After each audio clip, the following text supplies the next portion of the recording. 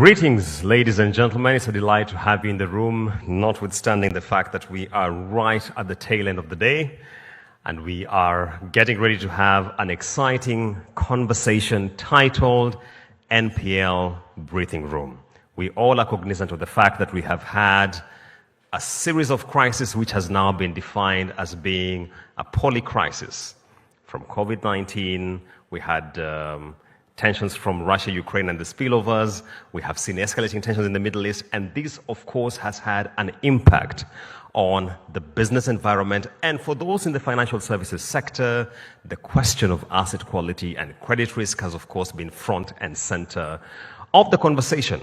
And those who are in the banking space are asking, can we get some wiggle room as far as the question of non-performing loans is concerned? The core business of this panel will be to unpack the subject of how secondary markets can create an opportunity for players in the banking sector to be able to offload this off their balance sheets. And we will be unpacking the nuances around this. What are the considerations, the data quality and the integration of the same, the regulatory environment, and the structuring of investment vehicles to allow the banking sector to be able to do this. So to jump into this conversation, I am delighted to have a very eminent panel. And let me start by calling on stage Mr. Rowan Gordon, the Chief Executive Officer of Nimble Group. Please join us on stage, sir. Let's appreciate him.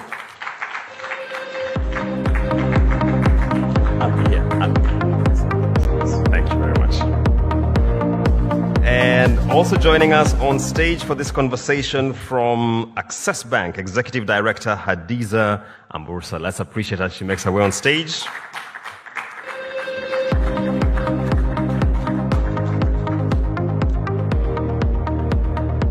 Next joining us, we have El Hassan Kaba, the Chief Executive Officer and founder of Mansa Bank. Let's give him a round of applause as well.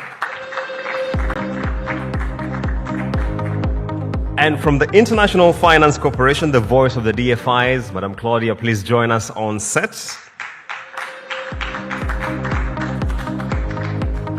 And finally, ladies and gentlemen, from Zenith Bank, the Chief Risk Officer, Felix Ekborn, please join us.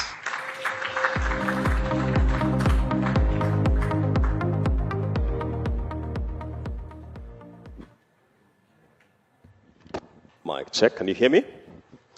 All right, since we shall be starting with my good friend El Hassan, let me get my translator ready. Thank you.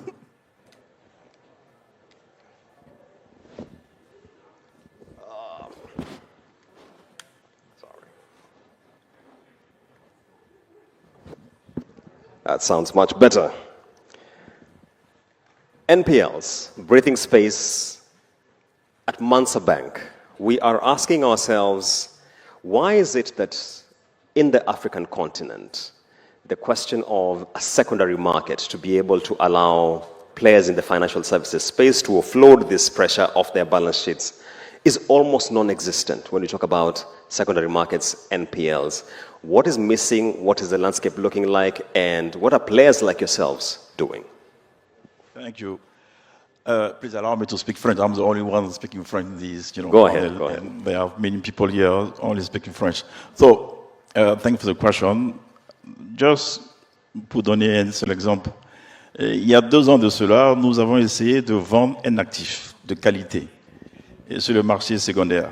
Un actif de qualité avec des sûretés tangibles, des immeubles qui baquaient cet actif de qualité-là.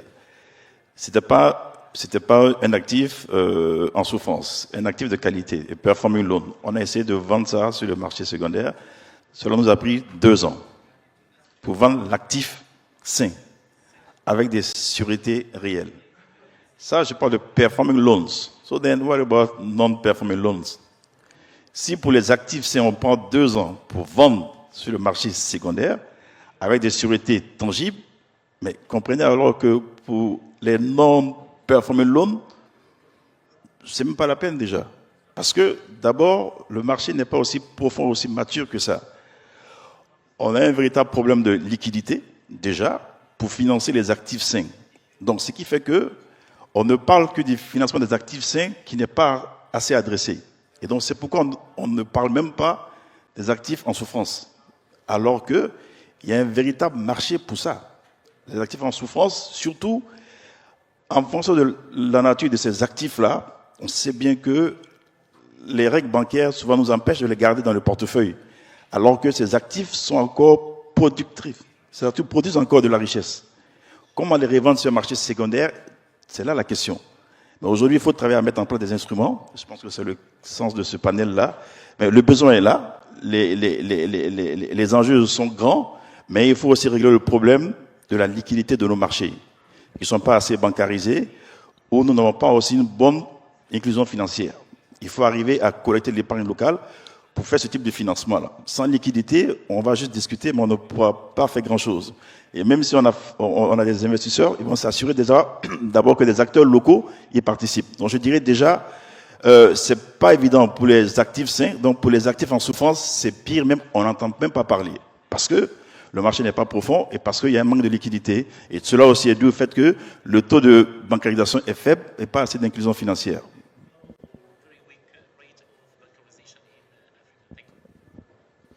Thank you very much. I hope it perfectly translates what I say. Yes, it does. Yes, it does. So the point he's raising is that because sometimes, you know, we have very illiquid markets, and he gave a very good case in point that they made an attempt to have a good quality asset, navigate this process. It was a challenge, took a protracted horizon. What about the bad debt, if we could call it that way?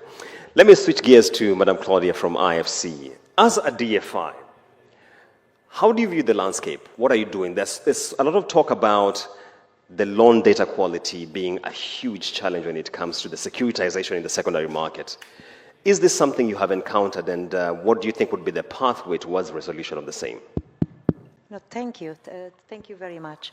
So yes, definitely data quality, it's key. It's one of the enablers for successful secondary markets for NPL, because it's important, right, for the buyer to understand what is it buying, right? And the only way you can understand the quality of the assets is through reliable data quality.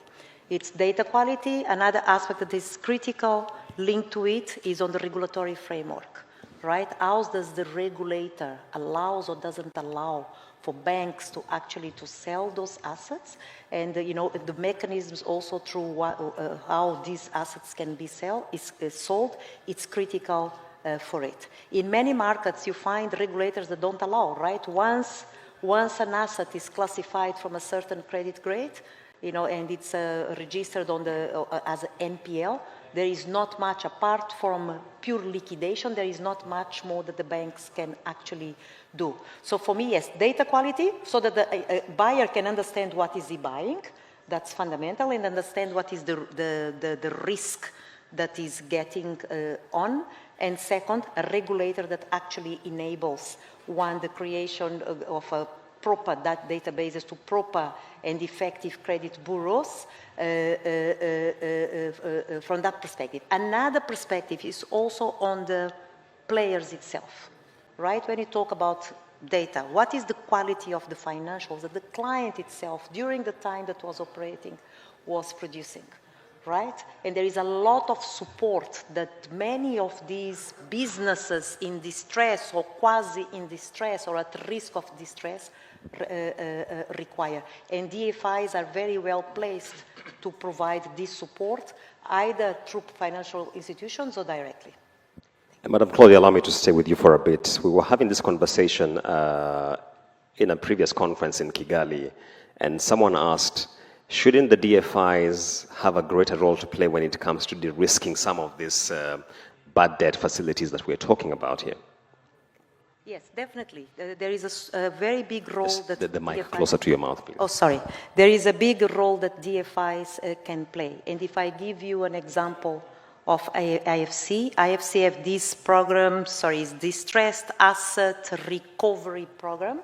It's a program, and we have actually one of our clients that is very much, hello, very much, beneficiary, for lack of a better word, of this program, where through the program we actually facilitate the not only the acquisition of these loans, but also creating capacity to some of these players that are in the business of acquiring these loans through the bank, from the banks, by creating capacity with them. Yes, and definitely it's a role of the DFIs. I want to give you some markets, some data, and so globally this program has facilitated over 10 billion in commitments, helping banks to offload around 49 billion US dollars in NPL, and in Africa alone, we have committed around 284 million US dollars, having mobilized through it around 150 million US dollars. So it's work in progress, but it's something that we need to continue and scale up the intervention in the continent. But there is a program for that purpose. Absolutely, we are doing something around it. Clearly, we just need to scale the impact. Now that you gave the pass-through to Nimble Group, let me swing to my right here. And the question is, what are some of the hurdles that investors face when it comes to pricing distressed assets in the African continent? And also, if you could give us your experience based on the sort of support you're receiving from the IFC. Sure, thank you very much. Look, it's very easy to just call distressed assets and talk about it as if it's a single problem. I mean, these assets that people lend into are actually very unique. I mean, you've got a very big consumer base, consumer lending, that's one asset class in its entirety. And nearly all of our decisioning around buying non-performing consumer loans, I mean, it's largely a data-driven exercise. I mean, so this is a big data-driven exercise, and the sellers need to really mobilize around operationalizing as well as they can. So what that means is you need to be able to isolate the pools of data that sit behind the loans. You need to know what you're selling, and then you need to know how you're going to run with your operations afterwards. So if a client comes back into a branch and wants to make a deposit on one of the loans that you've just sold, I mean, what do you do about that? Have you just taken them off your system, or are you able to keep the records and to pass that on to the purchaser? So that's really about the consumer loans. I mean, then we move into the, let's call it mid-market SME loans, and there one can get some portfolio effects. If you're buying a portfolio of SME debt, it is possible to do some analytical work, but then as soon as one gets into the bigger ticket items, it's very much a completely different skill set. It's insolvency law, it's commercial law, it's accounting, it's understanding what the actual business risks are. So across that spectrum, there's a very wide range of assets and differing problems in terms of getting to acceptable answers. I think the next big thing, though, in Africa and trying to get to the right place is an element of expectations. Okay. Now, often, I mean, I can't tell you how many times I've walked into a room and someone will look at me and say, "You're the expert, you tell me what it's worth." I mean, it is a very skinny kind of approach. You know, these are assets that bankers typically work with all day, every day. Banks have unbelievable risk departments. They are super good at valuing their books. They have to report accurately. I mean, the banks are obliged to actually put quite a fine point on what they believe the valuation to be. So this, this concept about why the values are so difficult, it is hard to get there. And I suspect it might take 2 years to sell assets if you want too much for them. Sometimes you have to leave something for the buyers to make as well. But I think the main thing is just, if I could have one, kind of lasting thought. If people want to sell debt, they actually need to invest in the operationalization of selling it. So if you're going to sell a portfolio, you need to make sure you've got all your security documents together. You need to know, there's a whole lot of work that goes into it to put a buyer into a position where they can write a reasonable size purchase price. Wonderful point there, and I want to... Sorry, I didn't talk about the IFC. You asked me to talk about the IFC. Claudia and some of the other IFC colleagues here. The IFC have been a fantastic partner in this space. The DARP, Distressed Asset Recovery Program, they've been pioneers across the emerging markets, and it's been a wonderful opportunity for us to learn about what's going on across border. And, it's sometimes a bit tricky to get involved with the IFC, but once you've crossed all the hurdles and you're inside the tent, it's a wonderful experience. So thank you very much for all your hard work. Thanks for your comment. So getting your shoe in is where the challenge is. 2 points here. I'd like to combine what you said about the operationalization of the process and also what Claudia touched on in terms of the quality of data and get a perspective from Access Bank. Many times you'll be told that non-standardization of documents within jurisdictions, across jurisdictions, is a huge impediment when it comes to the potential securitization of distressed assets. From Access Bank, how much of a challenge do you think this is, and how do you think we can again remedy this challenge going forward? Thank you, Julius. I think that it is a problem, and it's a problem not just for us, it's a problem across Africa. And again, we're still back to this data problem, right? Because as long as you don't have the right data, you're going to have challenges. We have offices across the African continent, and we have all sorts of different things that come up in different places, different legal rules.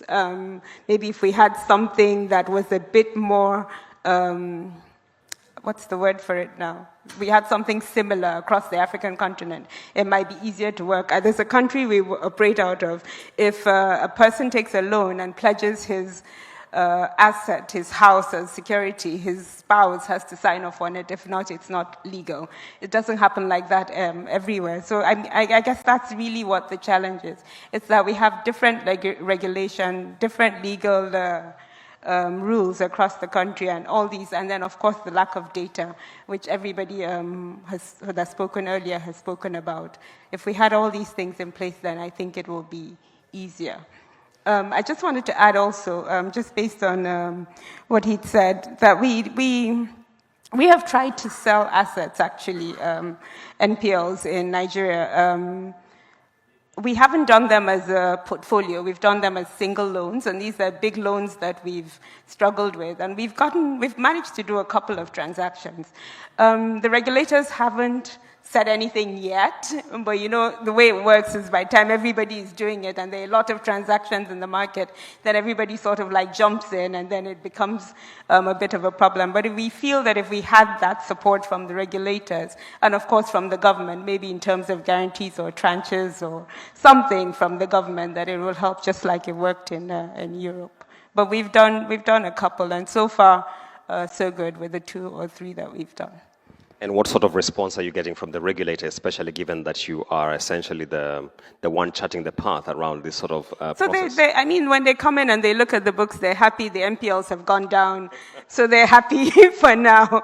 But like I said, by the time it becomes a whole pool out there in the market, and I'm sure a couple of banks, I'm sure my colleague in Zenith Bank has done a couple as well. But I guess by the time we're now doing transactions in portfolios and it becomes a lot more bulky, they might then intervene, just like we see happen in most things in Nigeria.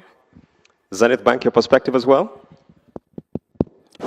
Regulators are always the last to come to the table. But when they do come in, they come in big. So because they have the powers to determine the actions you have taken. It would have been nice to have them being there from the beginning, so it's easy to deal with. Now, the peculiarity of our situation in Nigeria is that a lot of reforms that happened, harmonization of rates, significant devaluation, so all FX-denominated loans had major issues. The assets themselves didn't go bad because there was really poor performance, but there were structural and geopolitical, well, if I call it geopolitical challenges within the oil sector where most of these loans were situated. And so the assets couldn't produce as much as they could. So several years had gone down, and so the assets now are challenged. So everybody had to take the hit because suddenly assets you were carrying that were low value are suddenly huge in your books. CBN, Central Bank of Nigeria, was giving forbearance, and they said, well, we're not granting any more forbearance. You have to deal with it as much as you like. For some of us, some institutions had to take it off their books, essentially because you wanted your ratios to be good again. Your fundamentals you have always had all the years, you wanted to see show that your fundamentals were okay. So you took the prudent part to see, let's hit it against our profit for the year. In all of this conversation, the issues around sale of assets has now come to the attention of the regulator. I'm a risk officer. I know they will come. So we are waiting for them. So the action we took essentially is to hit it to get our books. But I want to extract liquidity from that because I know what value the asset is. Some going a combination of what we have, almost over $700 million. If I can extract value from that, and you know how much what I can do with, a percentage of that. And so we're in engagement to see that we take up these assets, bring back liquidity. But of course, the challenges are around the legal framework for this, data issues, how deep the market is, who are the players, who wants to take this up. So these are conversations that is ongoing, and it couldn't have come at a better time that we're having a conversation like this. And the key players are also here who can also help with this situation. So we look forward to having everybody who are stakeholders in the program being on the table, have a conversation so we can move forward. But it's something we need to do to be able to move forward. Around standardization in regulation, around standardization in legal framework, build an appropriate profile for data management and quality, and we can all go ahead with it. The data management and quality aside, the other question that then emerges is, what do we see as the place of capital markets and the design of capital markets vehicles and instruments towards enabling the securitization of the sort of portfolio we're talking about? Maybe let me start with a perspective from Mansa Bank. Thanks.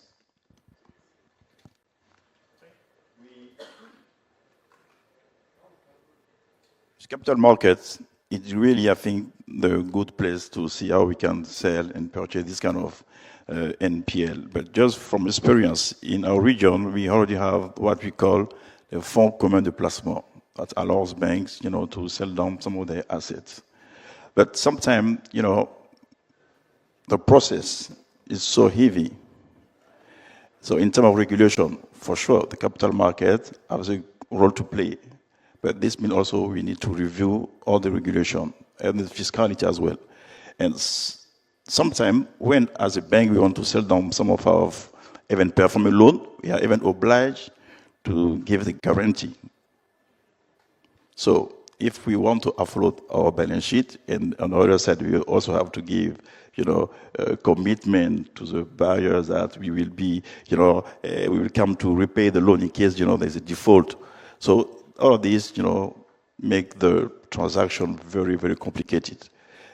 From what we have seen in other areas in the developed countries, the capital market is really used for this in Europe or even in the US. But we think that we are going to this kind of things.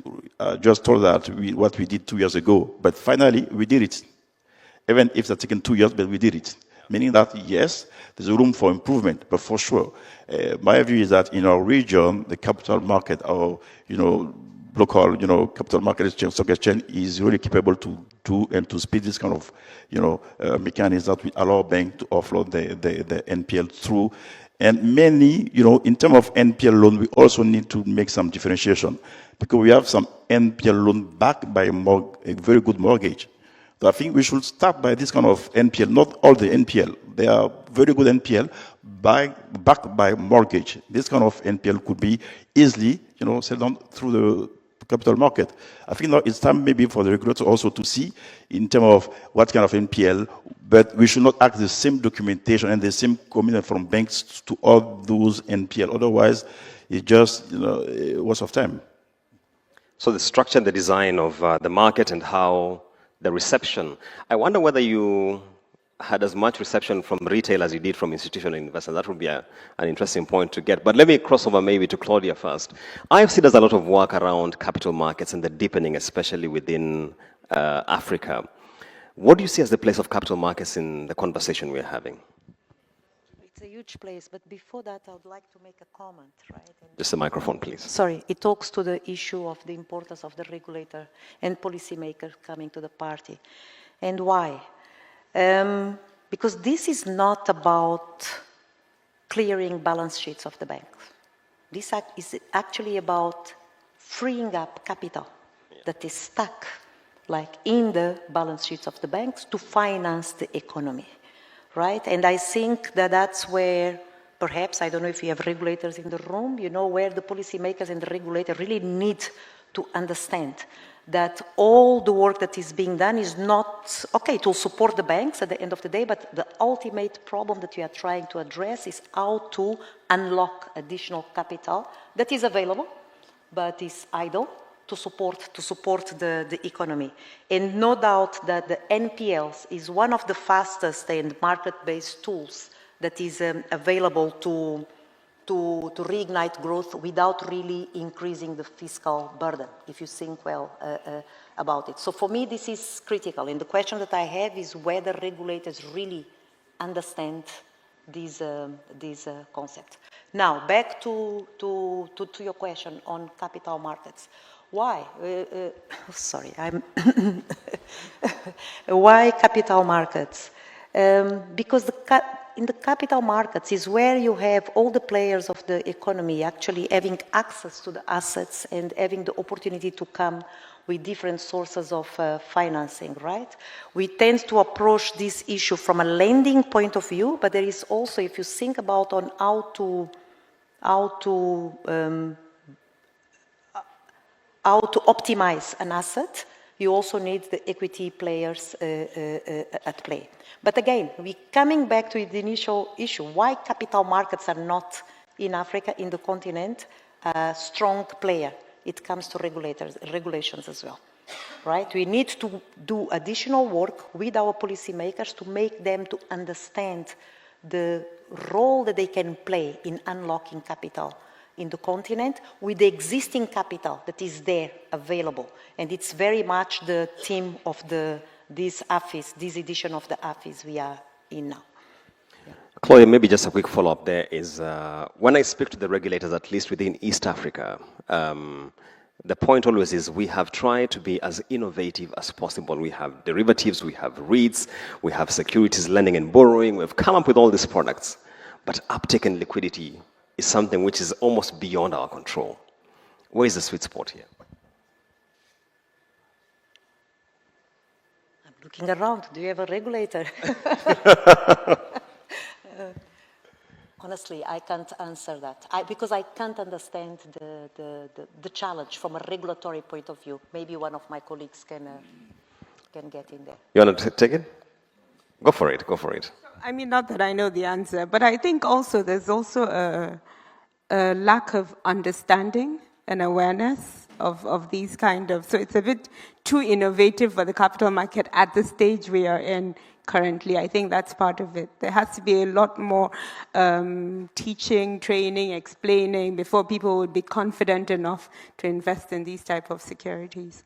So market readiness is an issue there. Maybe let me get from Nimble Group your thoughts on the place of capital markets in this conversation. Yeah.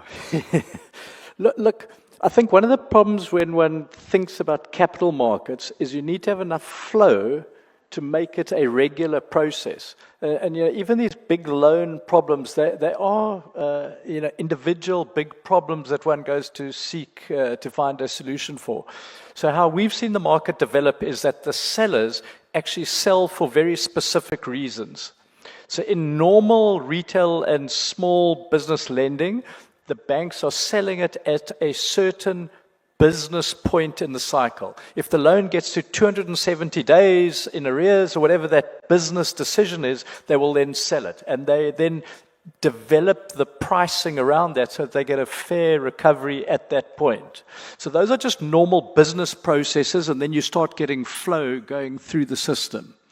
Then there are other reasons for selling. So sometimes we have it where banks are in distress. The guys are coming up to a reporting period. They don't want to report a loss. You know, the quickest way to put a big credit on your income statement is to sell a portfolio of written off debt, you know, because you get a net credit back into the income statement. So often there are very bespoke reasons why a seller will go and do, let's call it a bilateral deal to solve one of their own problems.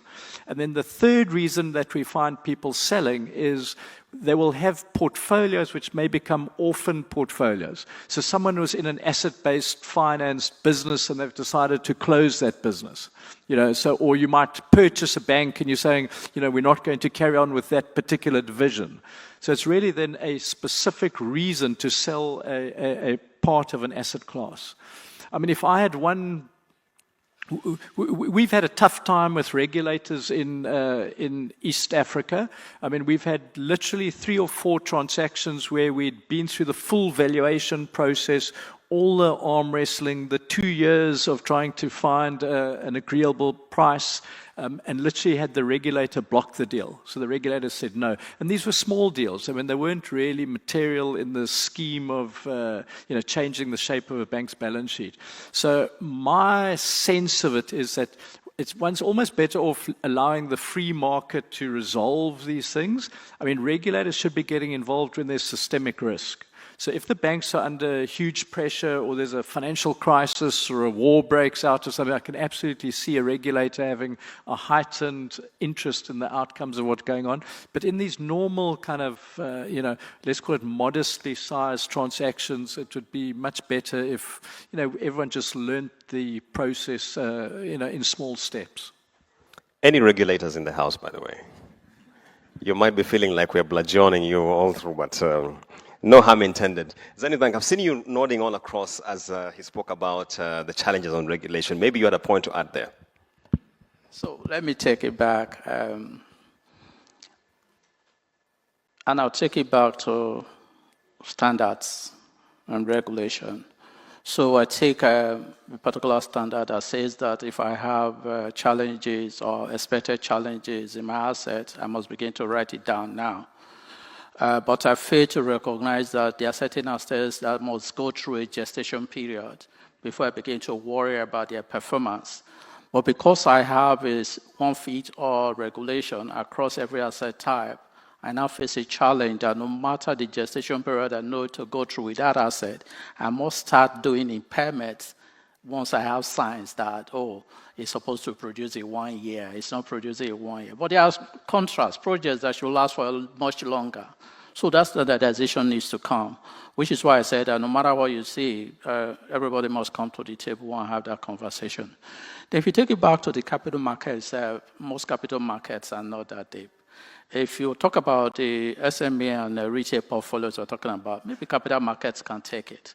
But in the kind of assets, one of that does happen once in a while, and you need to extract value from it. Even though we can all come to the table, there may be challenges with valuation and all of that, but we can come to an agreement on an appropriate valuation. And like you said, if I can extract that value from it, I can plow that back into the economy and do a lot with it. But the markets are not deep. Until recently, even in a place like Nigeria, very huge companies were not listed. So we now have companies that are listed, and capitalization has just gone up to maybe $45 billion. Some of the assets that have been financed are running into 10, 20 billion. No market can take that for now. So, and the market is not deep enough. So you must have one way or the other have private investors come to look at it and say, what do we do? How can we extract value from this? And that's the kind of conversation we need to start having, because the capital markets do not have the depth, the liquidity to be able to take it.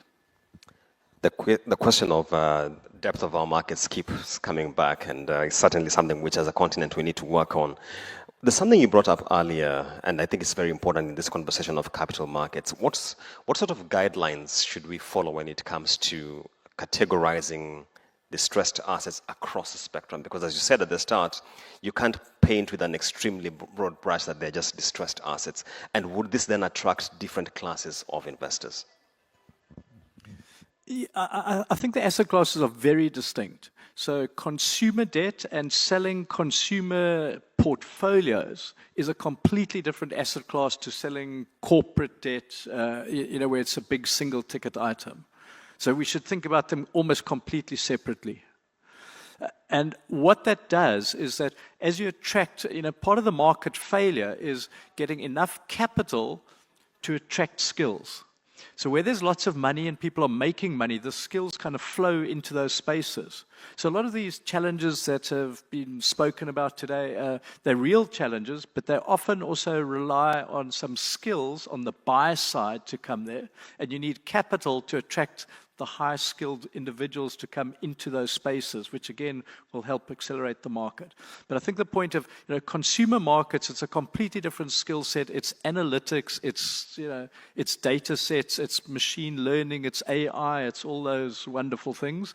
And the corporate space is much more like private equity with a particular wrapper around it. How do you look at a business? How do you try and restore value in a business? How do you manage it to the best possible outcome? Is there a case in an environment where increasingly we are talking about the triple bottom line, people, purpose, and profit? Is there a case for impact-aligned investors to then be critically considering the sort of opportunity that packaging and securitizing distressed assets would present for them as an opportunity to look into? I don't know where to start.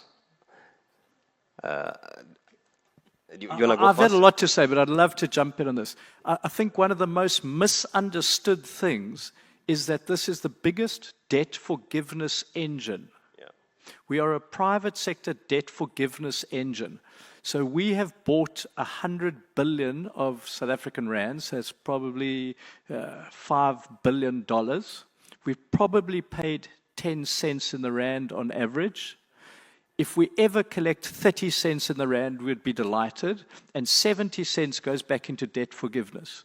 So the amount of debt forgiveness that goes back into the economy is exactly what you're talking about, this triple P kind of initiative. So it's definitely a high-impact outcome on society. Claudia, do you have a point to add? Oh, no. Fully agreed. All right. Let's talk a little bit about the regulatory environment.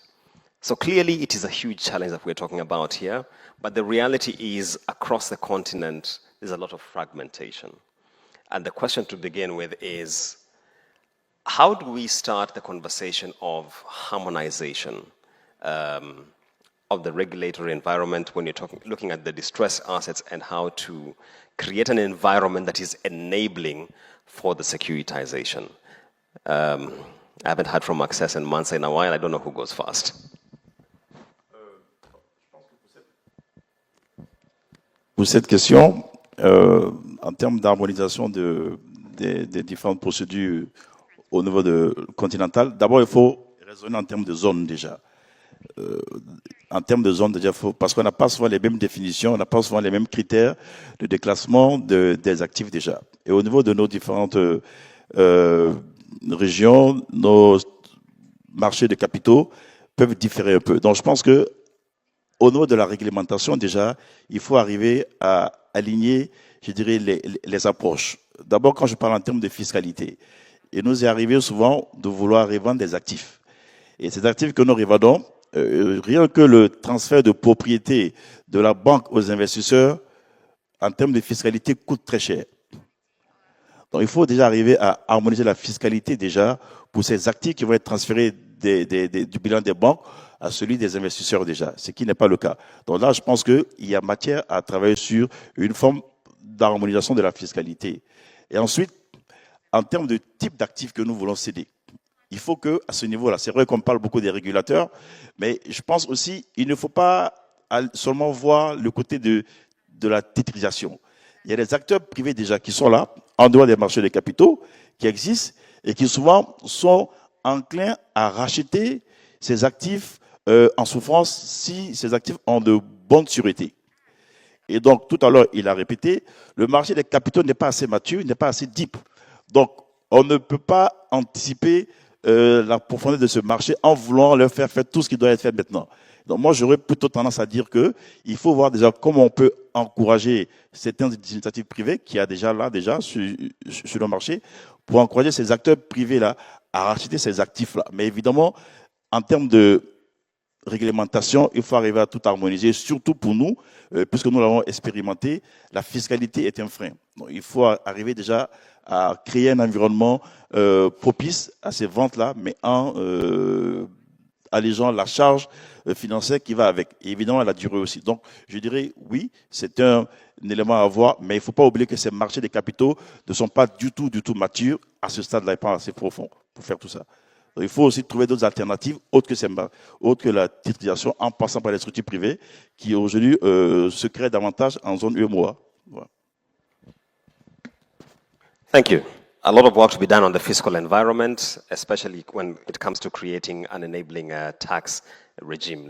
Let's get some thoughts from Access Bank on your perspective on this matter. So I think in terms of harmonization, it would be things like this, the summits like this, the Africa CEO Forum. It would be us who work across the different countries in the continent and therefore have a lot of dealings with the regulators and sharing with them, you know, what goes on in other countries and what works and what doesn't work, and trying to sort of like push the agenda diplomatically.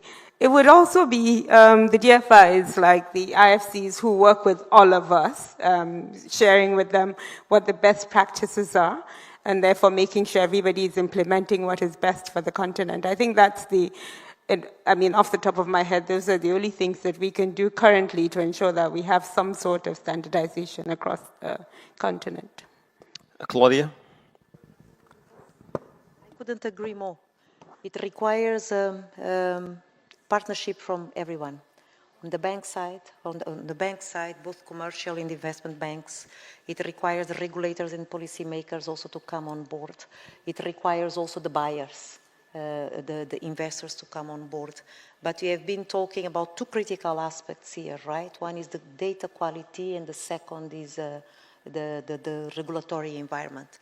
And so the two is very much driven by government or the state. And yes, Adisa, I really agree with you that the role of DFIs like IFC is fundamental because we have this ability to connect the policymakers with the private sector. And we should also leverage on the regional institutions, right? You have the organizations of the central banks that meet regularly, right? And we should also advocate for this agenda and educate and push the agenda so that actually the regulations can be aligned, adjust and align in order to enable the secondary markets for NPLs. Not only for NPLs, I think that that's a point that you raised very, not only for NPLs, it's secondary market in general that is very difficult in the African continent, and obviously when we speak about NPL because of the regulatory constraints that maybe comes out of a lack of trust, right, in the market, makes things even much more difficult. Zanet. Yes, with respect to that, we've agreed that the market is not deep enough, so you're going to get private equity, and private equity is likely to come from outside, not internal. So you have to deal with different aspects of regulation around tax, around FX, and around cross-border restrictions. Now, we've talked about cooperation among regional regulators, but how far does that happen? We are spread across the West African region, for instance, and we know that, okay, there's a convergence and there's a conversation among the regulators within the region. But the infrastructure, the information market, the depth of the market itself, whether it's the money market, the capital market, across each of these jurisdictions are different. So sometimes it's difficult for you to apply the same rule across. So there must have to be a point at which everybody agrees that across these different assets that we are carrying, this is the way we should treat it. So I sit down, for instance, as risk manager and I'm dealing with Basel Accords, I'm dealing with IFRS, things that have been standardized outside my environment that I'm forced to apply because they are good standards. But I have my peculiarities within the region within which I operate. And I say, what have we done to do some form of harmonization within that region? Those are the kind of conversation we should start having. Because what we are talking about, I just described the depth of the capital market, even in Nigeria, and the kind of asset that is out for resolution.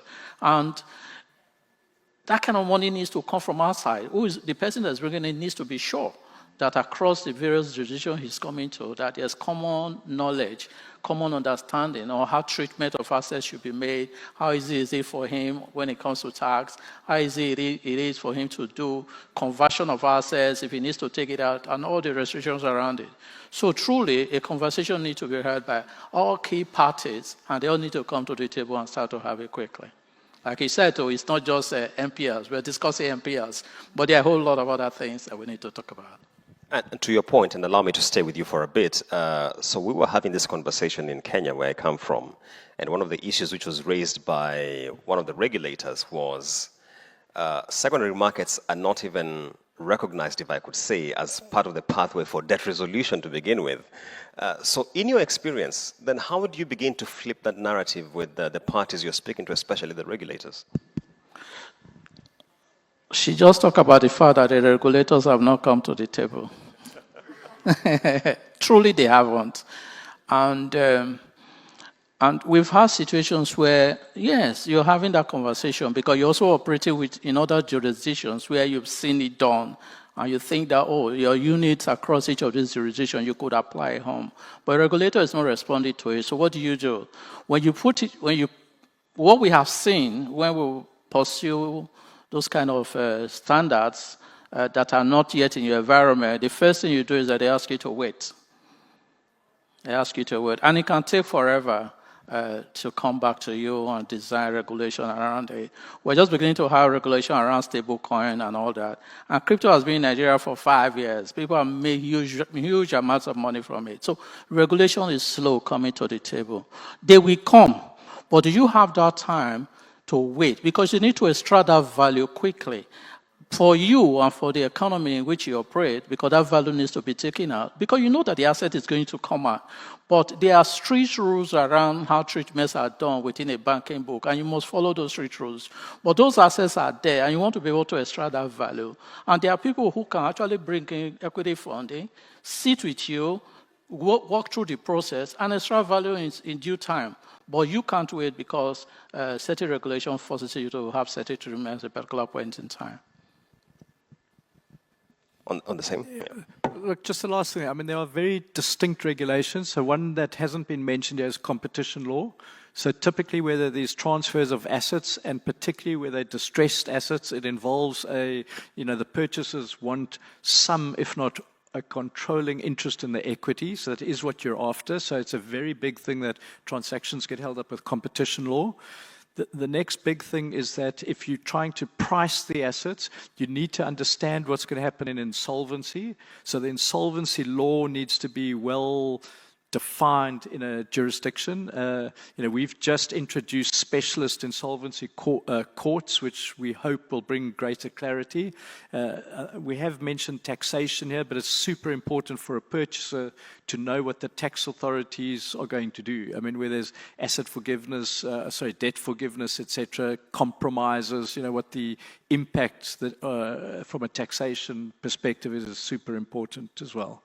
So really, I think it's, and then the regulators. So these are various parts of governments. I mean, they're not just the banking regulators or the central bank regulator. It's the tax authorities, the trade and industry and competition authorities, and even labor law is critical when one's trying to save these businesses.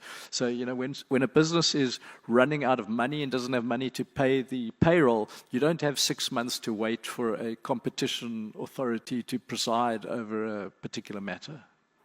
So even before the regulators come to the table with us, they need to meet themselves and harmonize their expectations and practices. As we get to the tail end of our conversation, what do you see as the place of digitization in the financial services when it comes to securitization of distressed assets. And I'm asking this because of the growing appreciation of what credit registries are doing across jurisdictions when it comes to this information asymmetry, the cleaning up of the data, and all the rest. Claudia, you want to go first, or who goes first? Digitized infrastructure and the role it plays. You can go first, sir. Pour la digitalisation, pour moi, c'est un accélérateur de collecte de l'épargne domestique. La digitalisation va permettre une véritable inclusion financière. Et tantôt, j'ai dit que, pour moi, j'ai considéré que le risque d'illiquidité de nos marchés faisait qu'il n'y avait même pas assez de liquidité pour les actifs performants. Donc, s'il n'y avait pas assez pour les actifs performants, il n'y en aura pas assez pour les actifs non performants.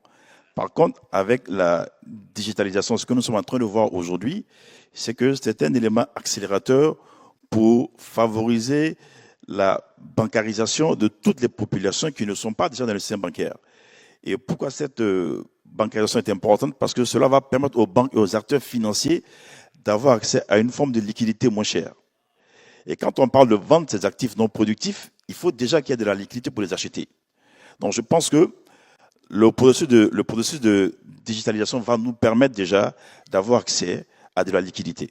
Et cette liquidité-là, sur ces marchés-là, va forcément nous permettre d'aller non seulement vers les actifs sains, mais aussi vers les actifs non productifs qui sont backés par des sûretés tangibles.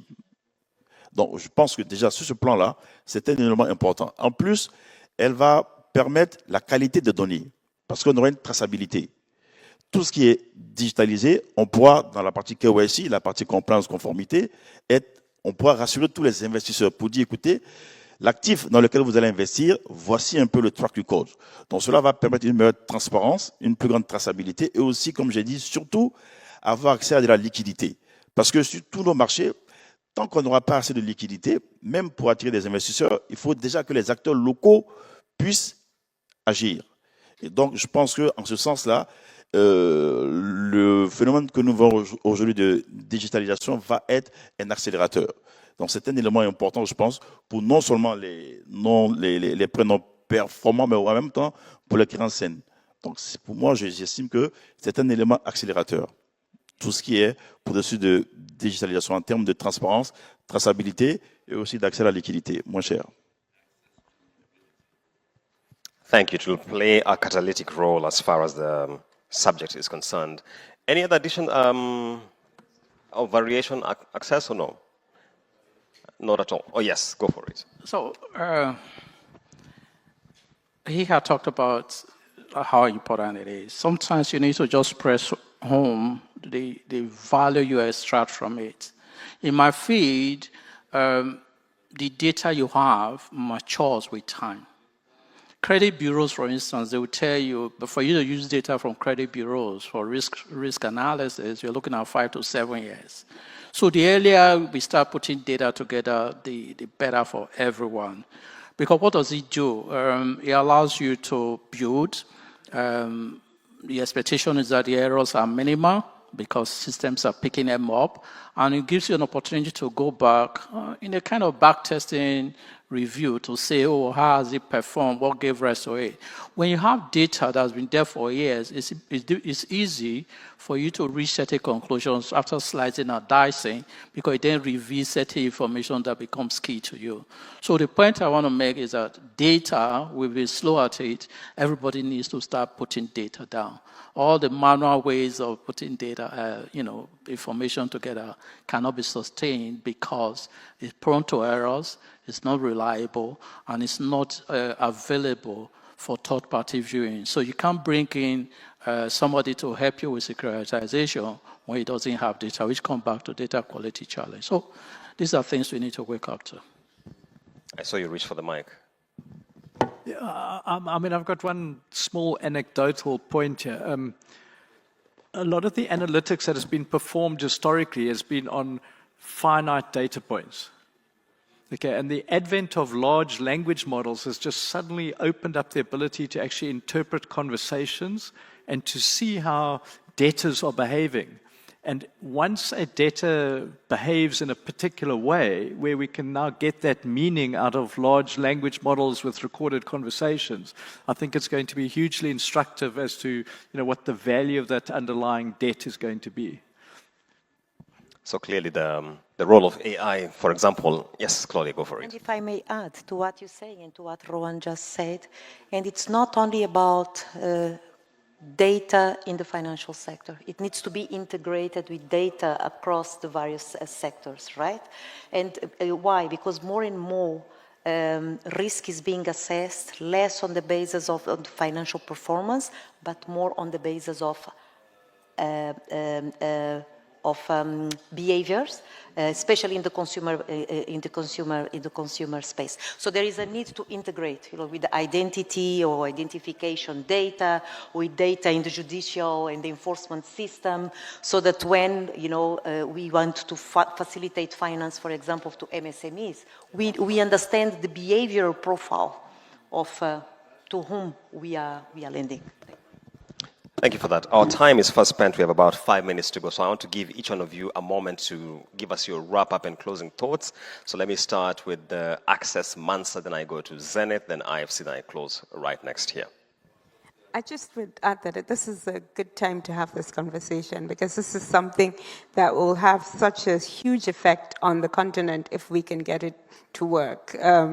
Like my colleagues have said, it's drawing us back in terms of capital, in terms of liquidity that you can use to give other borrowers, mostly smaller borrowers. And also, if we can just solve this problem and have people come in and invest in these NPLs, I think the impact will be significant on the continent as a whole.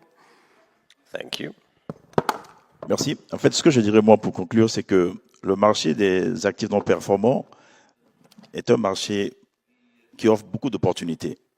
Quand je prends dans la zone UEMOA, c'est environ 5 milliards de dollars de marché. Et souvent, ces actifs non performants sont backés par des sûretés tangibles, par des biens fonciers qui ont de la valeur. Et aujourd'hui, ce que nous essayons de faire, c'est de trouver des acteurs privés déjà, à qui nous expliquons que ces actifs non performants qui restent dans nos livres, nous ne pouvons pas les garder pour une certaine période. Sinon, cela va, je dirais, détériorer nos fonds propres. Et nous les cédons à ces acteurs privés-là, parce que ces actifs non performants sont backés par des actifs fonciers. Et on a vu qu'il est beaucoup plus facile de vendre nos actifs, nos emplois non performants, lorsque ces emplois sont backés par des actifs tangibles. Et ces investisseurs dans la zone, aujourd'hui, sont prenants, sont partants. Donc, je dirais, le temps d'avoir un marché des capitaux assez mature et assez sophistiqué, cela nous permet déjà de ne pas trop souffrir de la réglementation. Et évidemment, il y a le problème de la fiscalité. Tantôt, je l'ai dit, il faut jouer sur la fiscalité pour éviter que ces transferts d'actifs non performants de la banque à d'autres acteurs privés ne soient taxés doublement. Donc ça, c'est un processus sur lequel nous sommes engagés, mais j'estime juste que ce marché est très méconnu alors qu'il offre beaucoup d'avantages, beaucoup d'opportunités. Seulement, il faut aussi y aller en sélectionnant les bons actifs non performants qui sont backés par de bonnes sûretés. Et auquel cas alors, on pourrait faire appel à des investisseurs, même pas forcément les marchés des capitaux, mais d'autres types d'investisseurs. Au fur et à mesure qu'on aura beaucoup d'investisseurs, alors on pourrait aller vers le marché des capitaux. Mais aujourd'hui, le marché des capitaux lui-même, il n'est pas très actif par ailleurs. Donc, si c'est lui qui doit être la solution, je ne pense pas que cela puisse se faire rapidement. Alors que des acteurs privés peuvent venir avec des créations de structures, des SPV, qui vont prendre ces actifs non performants. Et au fur et à mesure, alors, on ira vers les marchés des capitaux, surtout qu'avec la digitalisation, on aura assez de données sur le comportement de ces prêts-là et de ces acteurs qui ont des emplois non performants. Donc, je pense que c'est au fur et à mesure, mais en même temps, il nous appartient, nos banques commerciales, d'inciter nos investisseurs ou même nos acteurs de nos zones à venir investir dans ces actifs-là. Et c'est ce que nous faisons un peu aujourd'hui. J'ai un ami qui est là aujourd'hui, c'est ce qu'il fait aussi dans sa structure. Donc, c'est dit que vraiment, il y a un marché pour ça. Et ce type de marché-là, on va dire aux investisseurs qui sont dans la salle que les premiers venus seront les mieux lotis. Merci. He took that opportunity to make a pitch. Wonderful. Thank you very much for your closing thoughts. Claudia, please, give us your closing thoughts. From my side, I would like to say that there is urgency. There is urgency to really fast track what you are discussing here, right? For the reason that I mentioned before, that this is the fastest way to unlock capital that is available in the market, and the continent really needs that capital in order to invest in the economy. And as we move in that agenda, and we manage to bring the regulators and we manage to support additional players that will buy with the right capability and capacity to buy these assets, and also we create the capacity at the banks to have the operational machine in place to manage this process, we'll see a first generation of successful transactions supporting building investor confidence in the continent, and also attracting pension funds to invest in the market, and by consequence to deepen the capital markets, and also drive, with the support of the regulator, to drive regional cooperation. From an IFC perspective, our ambition is to see Africa moving from pilot transactions to a much more liquid secondary market that really turn NPLs into proper, investable, transparent and scalable asset classes. And we are very proud to have initiated this process in supporting various players, and we acknowledge and recognize, and our commitment is that we will, we plan to do much more and in connecting the dots with the various players in the continent so that we can have an effective secondary market for NPL in the continent. Thank you, Claudia. Claudia mentioned the role of pension funds, and across this continent, they seem to have high appetite for government fixed income assets, but we hope they can be courted to private NPLs. Let's hear from Zainab. Thank you. The benefits of capital recycling through the secondary market for NPL cannot be overemphasized. We all need it. Because even when I do workouts for customers who have had challenges, we can sit and have a conversation. If we do understand the problem with the assets, then we'll work out how to get it running again and all of that. I always tell you, we've seen situations where other people who are more situated with that particular asset do come and say, sell it to us, we will take it, amongst banks. So in this conversation today, we've had identified the key issues really around data, around regulation across various jurisdictions, across various regulatory groups. What do we then need to do? Is a conversation that we all need to come to the table as stakeholders and see how we can work it out. I do an asset optimization review on my balance sheet, and I just look at the assets that are sitting down. Apart from those that are distressed, those that are not even producing enough as far as I'm concerned, and I want to say 4 parameters I worry about: my NPL, my capital, my liquidity, and my earnings capacity. But it's depressed because a particular asset is sitting with me that could give it to somebody who could do better with it. So it's time to really have that conversation. The more we have of it, having identified all the issues, the easier is it to deal with it. I always tell people that as a risk manager, my job is not to stop your transaction. It's to see where things have gone wrong so that we can deal with it and be all better at the end of the day. Thank you. That's a good way of putting it, is to see where things have gone wrong. Close it for us, please. Julian, I'll close with a small story. I was asked once by one of the CEOs of a big bank in South Africa to come and review his recovery area. So I said, sure, I'll come in and have a review. So he got his whole team around the table, and he started talking. And what he said is that the problem with the recovery area is that all the dead wood accumulates in the bank in the recoveries area. And before he could get the words back into his mouth, his thoughts were public. And that's often what happens. So in the back offices of the bank, it's not typically the A-type personalities, it's not typically the best quality executives in the bank. So my advice in terms of getting the market moving is to anyone who's a bank CEO, go and find your brightest young star who wants to make a name for himself and go and find a way to make it work. Thank you very much. Let's give this panel a round of applause, please.